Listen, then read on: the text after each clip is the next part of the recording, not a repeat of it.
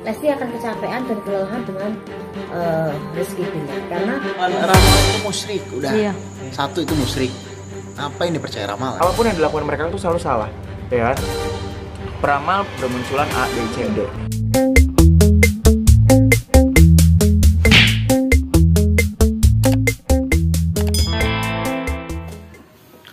Assalamualaikum warahmatullahi wabarakatuh.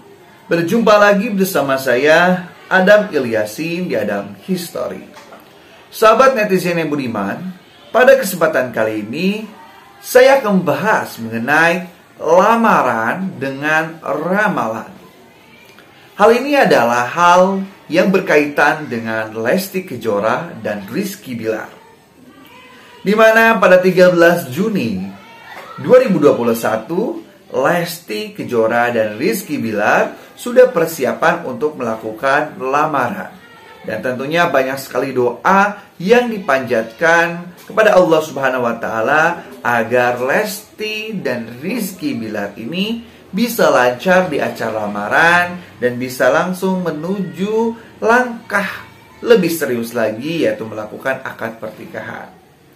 Tapi di sisi lain tentunya ada hal yang tidak mengenakan.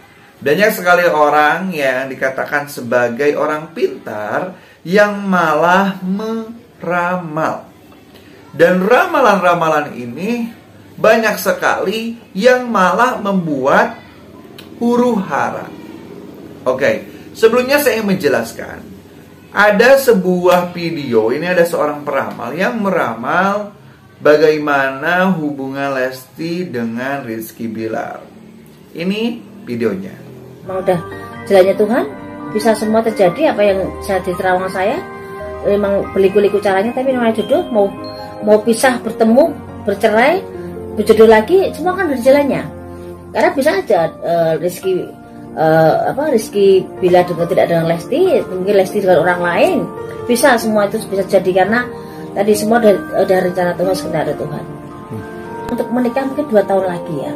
Tapi untuk saat ini dia mungkin lebih cenderung untuk karirnya, dia menata kehidupannya dia lebih baik lagi dan menata semuanya. Katakan judulnya dengan Rizky Bilar, tidak, mungkin dia menata semuanya. Katakan judulnya dengan Rizky Bilar, tidak, mungkin dia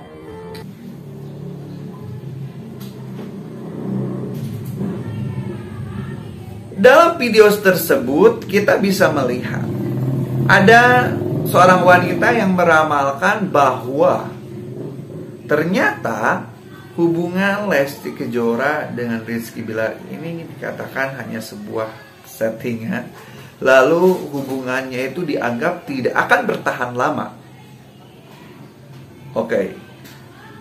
Yang saya akan bahas di sini ini terlalu berlebihan dan absurd sekali. Di mana ramalan itu yang pertama memang dalam Islam itu tidak boleh, sangat tidak boleh. Bahkan orang yang sengaja mendatangi peramal untuk mengetahui masa depannya, itu sudah dipastikan sholatnya tidak akan diterima selama 40 hari.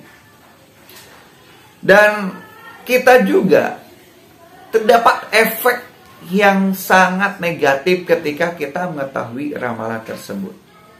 Yang pertama, efek dari ramalan tersebut, kalau misalkan ramalannya itu adalah ramalan yang jelek. Misalkan kita mengetahui nanti di masa depan ini adalah hal yang jelek. Apa yang akan terjadi? Yang akan menimpa orang yang diramal. Yang pertama, orang tersebut akan merasa ketakutan. Karena ia sudah mengetahui bagaimana nasibnya di masa depan. Dan ternyata jelek, ketakutan. Akhirnya segala niat baik yang tadinya niatnya itu adalah untuk berusaha menjadi orang yang baik, karena dia mengetahui masa depan yang jelek, akhirnya ia berhenti dan timbul yang dinamakan putus asa. Udahlah, ngapain berusaha dengan yang baik, toh masa depannya juga jelek. Seperti itu. Jadi banyak sekali niat yang baik, akhirnya karena diramalkan menjadi yang jelek nanti di masa depan, akhirnya putus asa dan tidak mau berusaha. Itu kan memutus asakan seseorang dari rahmat Allah, itu sangat dosa besar sekali. La tayasu min rauhillah. Jangan putus asa dari rahmat Allah. Orang yang memutus asakan seseorang dari rahmat Allah, maka Allah akan putus asakan dirinya dari rahmat Allah di akhirat nanti. Jadi lalu yang ketiga itu akan timbul gelisah. Hatinya akan terus penuh dengan gelisah. Aduh, gimana masa depan saya jelek, aduh. Ini kan juga sangat berpengaruh negatif sekali untuk seorang yang diramal.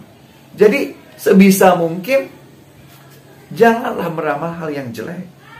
Ya termasuk di sana hubungan Lesti dan Rizky Bilar. Terus saja diramalkan dengan hal-hal yang jelek. Ini sangat berefek sekali. Banyak kegelisahan, banyak ketakutan, banyak keputusasaan yang akan timbul ketika kita meramalkan hal yang jelek. Lalu efeknya kalau misalkan kita meramal, terus ramalnya itu adalah ramalan yang baik, nanti di masa depan kita mendapatkan hal yang baik, nanti bisa-bisa efeknya itu kita menjadi orang yang malas. Jangan terlalu biasa-biasa aja kerja, tuh nanti kita juga sukses di masa depan. Nantinya akan menjadi orang yang malas untuk bekerja dan berusaha. Jadi banyak sekali efek negatif yang timbul ketika kita diramal, baik itu ramalannya baik ataupun ramalannya buruk.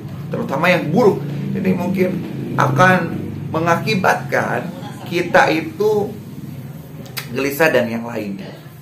Nah, dan perlu kita ketahui sebenarnya para peramal yang ada pada zaman sekarang ini itu bukan ramalan yang benar-benar apa adanya dari Allah Subhanahu wa taala.